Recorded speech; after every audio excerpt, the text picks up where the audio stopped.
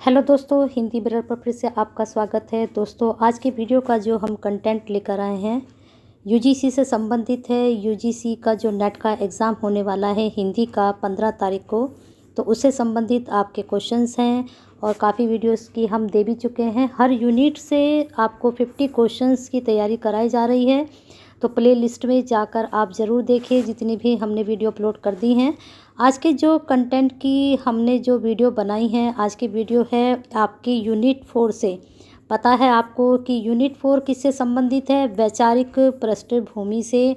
और वैचारिक जो पृष्ठभूमि है उसमें जो आपके टॉपिक्स लिए गए हैं उसमें भारतीय नवजागरण, स्वाधीनता आंदोलन की वैचारिक पृष्ठभूमि, साथ में जो नवजागरण है उससे संबंधित खड़ी बोली का जो आंदोलन हुआ उससे संबंधित आपके क्वेश्चंस बनेंगे। साथ में भारतेंदु हरिश्चंद्र और गांधीवादी दर्शन से और अंबेडकर दर्शन, लोहिया दर्शन, सभी से आपके क्वेश्चंस यहाँ पर तैयार किए गए हैं। और ये क्वेश्चंस कम से कम आपके 60 अबाउ तो जाएंगे ही। चलिए, बने रहिए हिंदी मिरर के साथ और अपनी तैयारी करते रहिए हिंदी मिरर के साथ अपने 15 तारीख को जो आपका एग्ज़ाम होने वाला है। चलिए, पहला क्वेश्चन देखते हैं। नवजागरण शब्द का प्रयोग रामविलास शर्मा ने अपनी किस पुस्तक में किया है? ऑप्शन आपके सामने हैं। भारतेंदु हरिश्चंद्र और हिंदी नवजागरण की समस्याएं, भारतीय नवजागरण और यूरोप, महावीर प्रसाद द्विवेदी और नवजागरण, लोक जागरण और हिंदी साहित्य। 4 ऑप्शन आपके सामने हैं, देख लीजिए इसमें से कौन सा आपका ऑप्शन सही जा रहा है।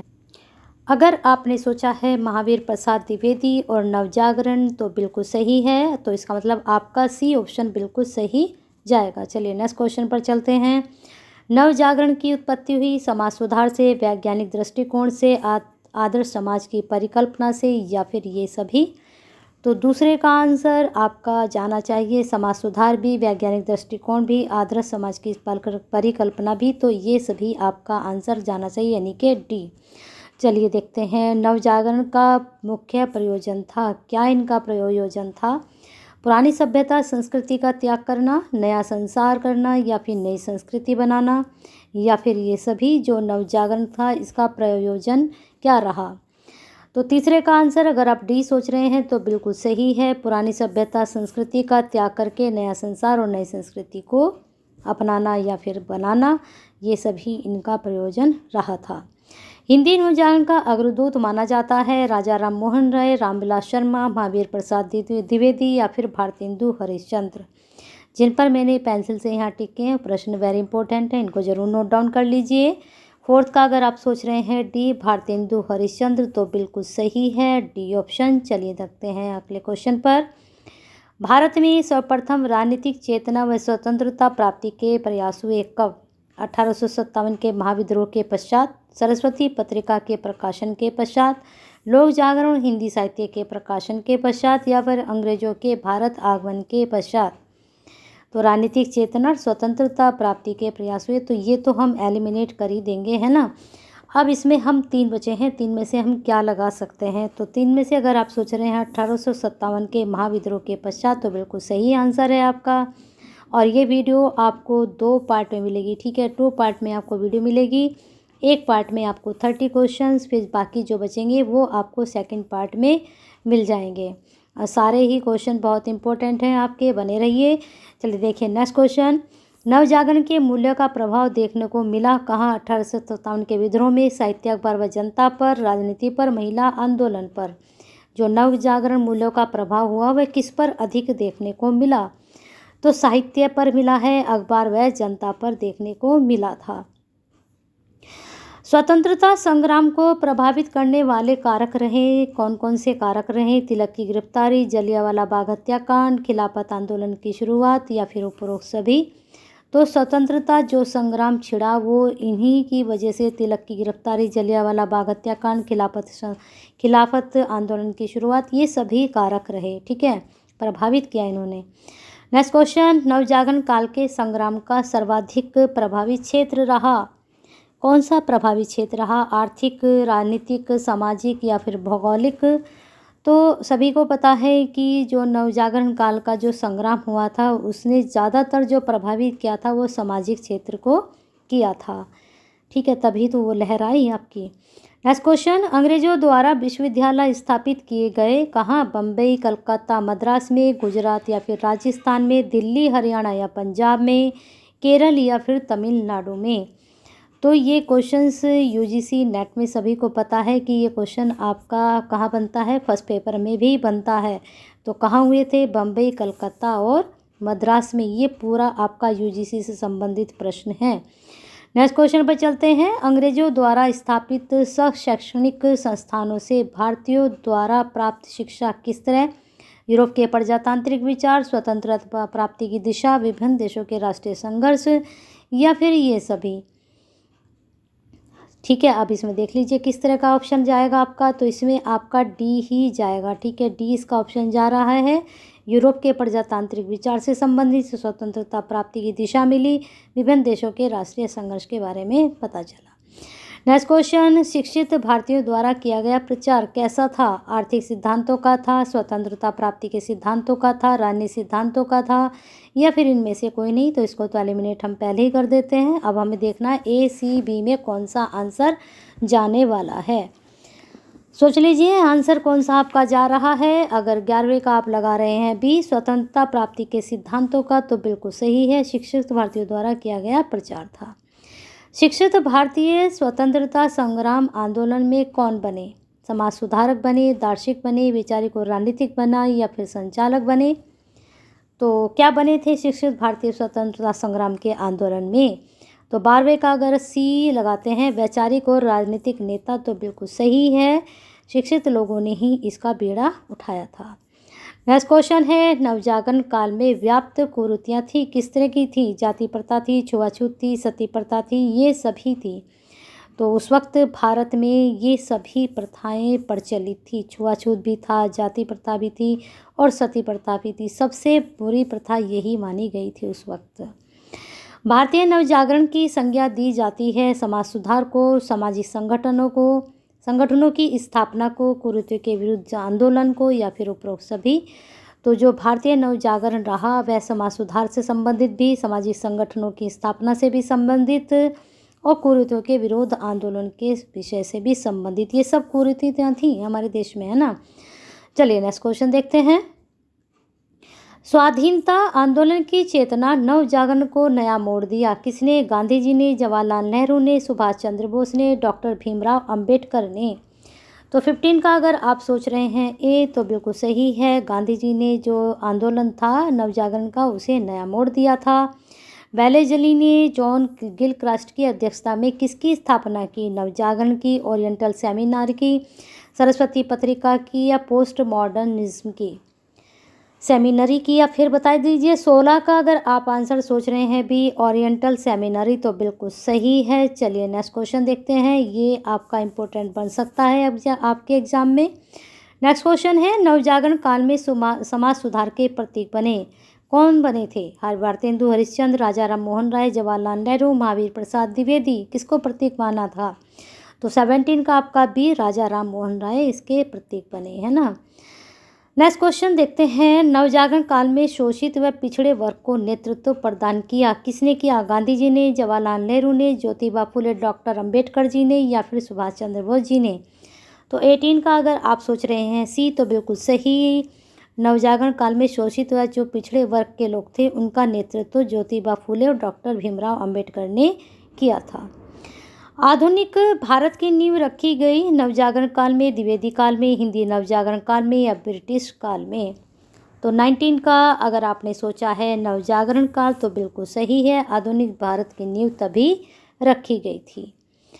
हिंदी नवजागरण का संबंध किससे है? सांस्कृतिक व सामाजिक जागरण से, आर्थिक जागरण से, ए बी दोनों, राजनीतिक जागरण से। तो इसको तो हम एलिमिनेट कर देंगे, ठीक है। तो 20 का अगर आप सोच रहे हैं सी, ए बी दोनों, तो बिल्कुल सही है, इसका सी ऑप्शन सही है, दोनों ही का संबंध इससे है। किससे? नवजागरण से। हिंदी नवजागरण के चरण हैं कौन से? 1857 का विद्रोह, भारतेंदु हरिश्चंद्र का उदय, महावीर प्रसाद द्विवेदी का आगमन या उपरोक्त सभी। तो इसमें डी ऑप्शन बिल्कुल सही जा रहा है, ये तीनों ही चरण इसमें माने जाते हैं हिंदी नवजागरण में। हिंदी नवजागरण और नवजागरण में क्या अंतर है बताइए कमेंट बॉक्स में। हिंदी नवजागरण की नींव रखी राजा राम मोहन राय ने, महावीर प्रसाद द्विवेदी ने, भारतेंदु हरिश्चंद्र ने, रामविलास शर्मा ने। तो 22 का आपका जाएगा सी, भारतेंदु हरिश्चंद्र ने। अब नवजागरण भी है और हिंदी नवजागरण भी, दोनों में क्या अंतर है। नेक्स्ट क्वेश्चन देखते हैं। 1873 में हिंदी नए चाल में ढली, किसका कथन है? राजा राम मोहन राय का, भारतेंदु का, महावीर प्रसाद द्विवेदी का या फिर रामविलास शर्मा का। तो 23 का अगर आपने लगा लिया है बी या सोच लिया है भारतेंदु जी, तो बिल्कुल सही है। उन्होंने ही कहा था कि 1873 में हिंदी नए चाल में ढली। 1857 के विद्रोह को हिंदी नवजागरण का पहला चरण नहीं माना। किसने नहीं माना? बहुत से जो साहित्यकार हैं उन्होंने तो माना, लेकिन ऐसे कौन है जिसने कहा कि हिंदी नवजागरण का पहला चरण नहीं है 1857 का विद्रोह? पुरुषोत्तम अग्रवाल ने, रामविलास शर्मा ने, डॉक्टर नगेंद्र ने या फिर नागार्जुन ने। तो आपको क्या लगता है कौन मान सकता है ऐसा? तो ऐसा माना है पुरुषोत्तम अग्रवाल ने।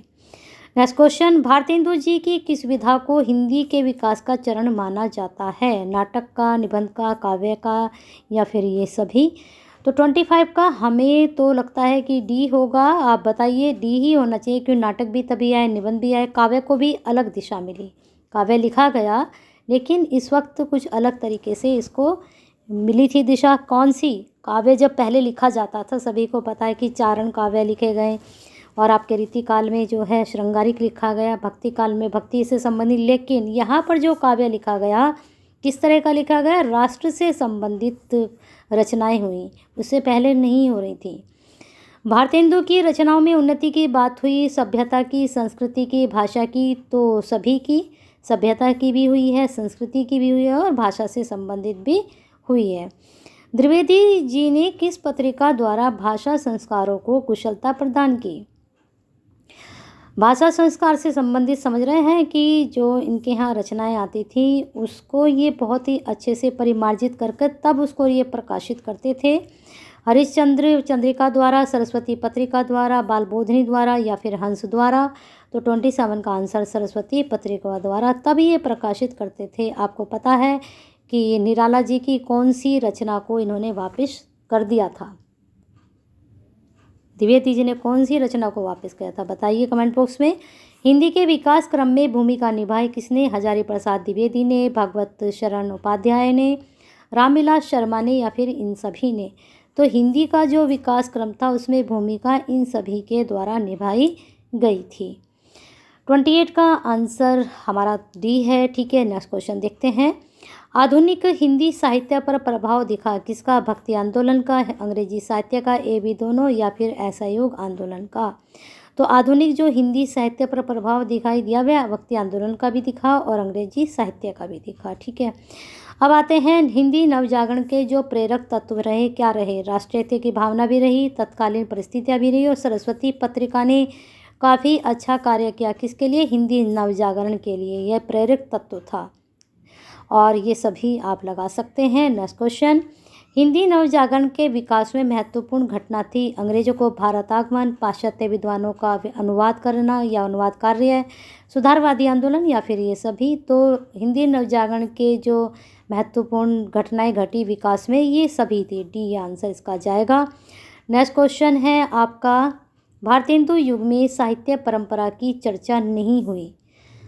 ठीक है, तो सोच लीजिए किसकी नहीं हुई है? हिंदी परंपरा की, उर्दू परंपरा की, अंग्रेजी परंपरा की या फिर संस्कृत परंपरा की? साहित्य में जो चर्चा नहीं हुई है किसकी नहीं हुई है? तो ये उर्दू परंपरा की नहीं हुई है। बाकी हिंदी भी, अंग्रेजी भी, संस्कृत भी, सबके बारे में यहाँ पर बताया गया है। हिंदी नवजागरण काल में हिंदी के साथ साथ किन भाषाओं का विकास हुआ? उर्दू का, फारसी का, अरबी का या ये भी दोनों? तो हिंदी नवजागरण में हिंदी के साथ साथ उर्दू और फारसी दोनों का विकास हुआ था। अब आते हैं आपके नेक्स्ट क्वेश्चन पर। नेक्स्ट क्वेश्चन है आपका, भारतेंदु जो थे वो उर्दू में किस नाम से कविता लिखते थे? सभी को पता है, प्रेमचंद जी ने भी लिखा है उर्दू में। उसके बाद उनका नाम प्रेमचंद जी पड़ गया था। पहले वो नवाब नायक के नाम से लिखते थे, लेकिन भारतेंदु जी ने उर्दू में किस नाम से कविता लिखी थी? रसा, मधुप, त्रिशूल, जकी। जकी तो सबको पता ही है, मधुप भी पता है किसको है, त्रिशूल भी। तो बचा कौन? रसा। 34 का आपका जाएगा ए आंसर रसा नाम से, है ना। इन सब के भी नाम आपको पता चलना होने चाहिए कि मधु किसके लिए है, त्रिशूल नाम किसका है और जकी किसका है, क्योंकि यहाँ से भी क्वेश्चन बनता है। भारतेंदु ने अधिकतर किस भाषा में कविताएं लिखी, अवधी, मगही, ब्रज या फिर भोजपुरी। तो भारतेंदु जी ने जो कविताएं लिखी हैं कौन सी भाषा में लिखी हैं, तो उन्होंने लिखी हैं ब्रज भाषा में, है ना। नेक्स्ट क्वेश्चन, हिंदी को राष्ट्रभाषा बनाने के दुष्प्रभाव। भाषा को संस्कारों को कुशलता मिली, क्षेत्रीय बोलों का हिंदी के विविध रूपों के लिए स्थान नहीं रहा, हिंदी भाषा प्रतिष्ठित हुई, हिंदी का प्रचलन कम हुआ। हिंदी को राष्ट्रभाषा बनाने के, ठीक है, राष्ट्रभाषा बनाने के दुष्प्रभाव क्या रहे।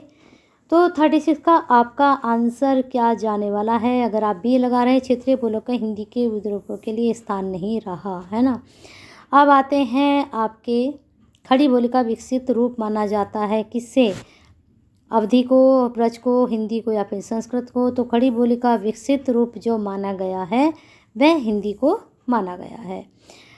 आपका साहित्य लेखन में खड़ी बोली की शुरुआत की किसने, मलिक मोहम्मद जायसी ने, अमीर खुसरो ने, विद्यापति ने या फिर चंद्रबरदाई ने। तो साहित्य लेखन में जो खड़ी बोली की जो शुरुआत मानी गई है वह मानी गई है अमीर खुसरो से, ठीक है, आदिकाल से। धीरे धीरे फिर बढ़ा और आपके आधुनिक काल में आते आते खड़ी बोली ने अपनी एक अलग पहचान बना ली थी। तो इस प्रकार से 38 क्वेश्चंस आपके हो चुके हैं। मैंने कहा था कि आपके 60 अबाव ये क्वेश्चंस जाने वाले हैं। तो अगर पसंद आए हैं तो L+ कीजिए, S कीजिए और क्या करना है कमेंट भी ज़रूर कीजिए। सब्सक्राइब नहीं किया है तो कर लीजिए, बेल आइकन हिट नहीं किया तो कर दीजिए। और हिंदी मिरर की तरफ से अब आपके UKPSC की आपकी वैकेंसी निकल चुकी है असिस्टेंट प्रोफेसर की। जल्दी से अपना नेट क्वालिफाई कीजिए अगर आपका है ऑलरेडी और आपकी PhD भी है तो UKPSC का फॉर्म भरिए और हिंदी मिरर से हिंदी की तैयारी की शुरुआत कीजिए। जल्दी ही आपको वीडियो प्रोवाइड कराई जाएंगी। तब तक आपको हिंदी मिरर के साथ बने रहना है, अपना प्यार और साथ ऐसे ही बनाकर रखना है।